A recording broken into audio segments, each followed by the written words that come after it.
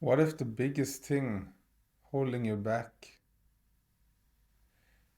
is you believing your experience is not valid? Meaning, whatever is happening in your life, judging it as it should be something different, it should be different than what it is. Should be a different way, should do look a different way. This should not be happening. So it's all different forms of resistance, right? But basically, it's can you allow it to be valid, to see that it's valid, whatever you're experiencing. And of course, it's usually the problem with the difficult stuff, right? If not, then you don't have any problem to accept it, right? But to see that the challenging stuff, situations that's happening is actually valid, that it's required. And not only that, but the reason it is, because that is actually the gold hidden in the dust, or whatever metaphor you want to use. But it's gold there. It's hidden in some way. So now you have the possibility to transform it into gold. But you cannot do that if you don't think it's valid, that it should be some other way. So this is the tricky part, right? Because you've always been taught, we've always been taught by society, by religions, by maybe in schools and basically everywhere that you're wrong somehow. Somehow what's happening to you, what you're doing is wrong, right? You're a sinner, or you're a bad boy, or you're wrong in some way. So this is the change right here. What if you're not wrong?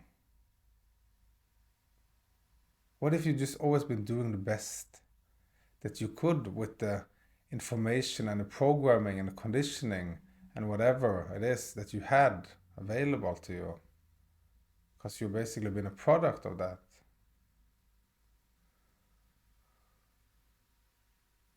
And maybe there's a deeper reason for that. But without going into that, can you see that by you making it not wrong, you're seeing that it's okay, whatever is going on in your life? There's things you've been stuck in forever, the painful stuff, the whatever it is.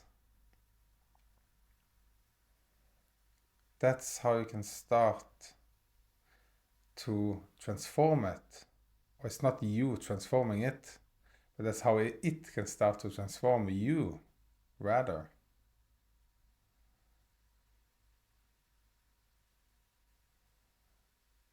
But that requires you to actually stop trying to change it.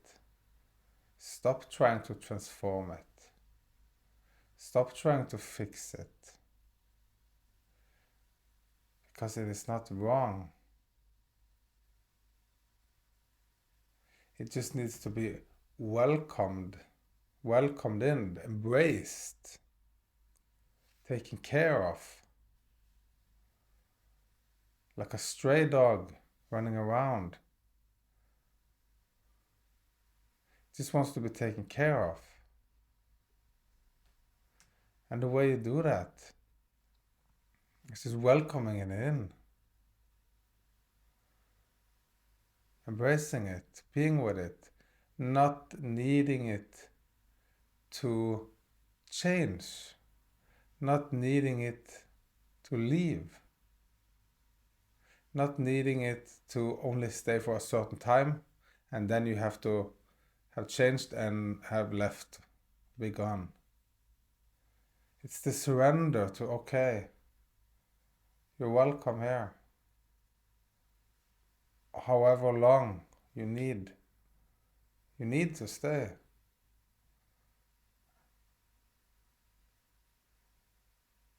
And you're also welcome to leave when you want to. It's that openness, right? Can you feel the difference between the, either it's like fighting, pushing, or holding on to, grabbing and holding on to? It's the openness. Okay, you're welcome. Both arms open. You're welcome to come and you're welcome to go. And that's when it can flow, right? What's been stagnant, what's been stuck, it's been resisted, right? Of course, you have a lot of resistance. But it's the change there. Because when you really do it with one thing, two things, and then you see, oh, okay. So then you can start to experience it. And then it can start to snowball effect, right? Into all the other things or areas. So it's kind of cool. But yeah, there's the change there because we've been programmed and believed for so long that if it's painful or if it's not wanted, we have to fight it, right? And we have to chase something else. But what if that's all the old stories and programming that's actually keeping us stuck there? And now it's whatever it is, whatever I'm experiencing, whatever is happening in my life, apparently it's valid and required because it's happening. And I don't have to figure it out why, mentally. My job is just to welcome it, welcome the feelings, the resistance. The resistance also, right? The part of me that's fighting it, that's actually like the key. Can I be with that one? Can I allow that one? Like the child who doesn't get his way. When you finally make it clear, stop beating around the bush. Like it's not gonna happen. And then it can cry and it can let out the attachment to that idea it had, the sadness around it. And then after a short period of time, usually, or a little bit longer, it doesn't matter, whatever, then it's moved through it, right? And it's come out the other side. And now it's free from it. And now it doesn't have a problem anymore. Now it's playing with something else. So it's like I feel like it's kind of like all the different child selves inside of you, us, that didn't go through that experience, that kinda has to go through it now. Now it has to go through that because it didn't go anywhere. So now you can be there for it, like the parent, the loving, caretaking parent, or whatever that maybe you didn't have, at least not at that exact time. And allow it to go through that, comfort it, without the conditions, without needing anything to happen, or any time frame especially. It's like just more of a surrender to it.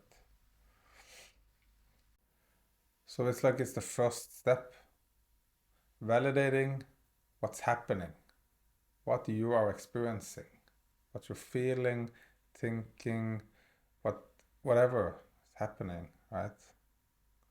Or not happening also. That you want something else to happen. It's also a thing. That it's valid. Like, can you make it not wrong? Can you make it okay that maybe it is required? And then you can see the next step, of course, it's more messier, like just being with it, welcoming it in, embracing it for a unknown time through an maybe uncomfortable or maybe even painful process. For that's the surrendering part, surrendering to it. And this is the most difficult part, right? Because you just don't know for sure, like how long it's gonna take, how it's gonna look like, what's gonna happen, how it's gonna be. So it's like where the surrender, that's why it's like the surrender, the trust in it, in the process comes in. And then at whatever point it's necessary, like to go through that, come out the other side at some point. Maybe it's not like, it could be more gradual. It's often like layers, right? Many layers. So it's not that clear always. But then you come out the other side and then you get more freedom. Then you're free from whatever it is that you were going through. And not only that, but then you have insight. Then you have access to the insight to what you learn going through that experience. Because we learn stuff from experience, right? That's how we learn, from experience, not from information. So now that you've gone through the thing that you've been going through that was difficult and challenging, then when you're on the kind of like been coming out of that, going through that, so then you can see that's the kind of challenging thing. It's not in the middle. In the beginning, we want to see like, okay, this is from A, and then this is the road we're gonna go to B, and then it's gonna be finished there at C. You cannot see that. You can only see it at the end, looking back. That's kind of the tricky part. It's also been annoying me for a long time, but that's just the way it is, right? So trusting it, experiencing that, and seeing it for yourself. And then you get the nutrition from it also. It's like it's been digested, kind of like food, right? And now you can finally, after it's finally been digested, you can finally get the nutritional benefit from it. So you get access to that. So it's not like you only shit happened to you and you just try to heal yourself from the shit, all the shit has happened to you. It's like this is actually changed you or whatever. It's grown you into something more, benefited you. There's like gifts hidden. So that's what can come up. And that's what's so cool about this. It's kind of like finding gold from instead of just full of dirt. Now you found like suddenly all the gold has come up. Not that it's that incredible with gold, but it's a representation, right, of something of value.